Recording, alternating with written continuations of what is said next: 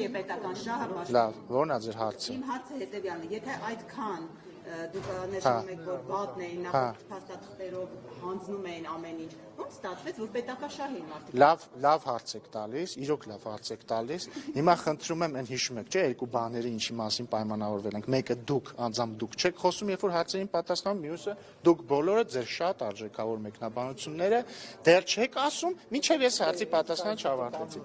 Հաջորդը Դուք սկսենք մի քիչ հումորային հատվածից շարունակենք լրջով։ Դուք ասացիք, որ պարոն Աշոտյանը ուզում է հերձել մեզ։ Նախ խնդրում եմ կրկին ճշտել մարմնի որ մասն է ուզում հերձել, եւ երկրորդը գուցե օրինակ ուզում է մեր մազերը հերձելով կտրել, քանի որ ինքը սուբլիմացնում է իր մազերի բացակայությունը, չգիտեմ։ Հաջորդը շատ տարօրինակ է, չէ՞, օրինակ, եթե Արտուր Հովհաննիսյանը մեր պատգամավոր տես բան ասած լիներ, ես վստահ եմ, դուք բոլորով գալու եք ասեիք կարաուլ,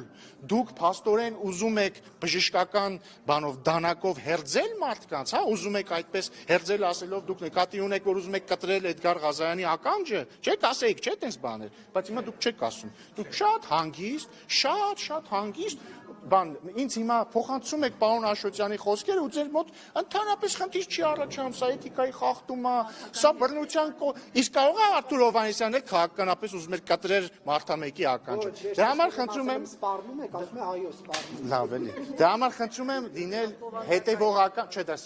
կներեք Այսինքն, երբ որ հերթը գալիս է, ձեզ դուք ասում եք բովանդակային, բայց երբ որ քաղաքացիական պայմանագրից մեկը ֆիգուրատիվ լեզու է օգտագործում, ասում ականջները կկտրեմ, դա արդեն բան է, ցեղասպանությանը հավասար բան է։ Սա ֆիքսեցինք։ Չէ, որովհետև հերձելու դեպքում կտրում ես մի բան, ականջ կտրելու դեպքում էլի հերձում ես մի բան, բայց այդտեղ կոնկրետացված է։ Հաջորդը։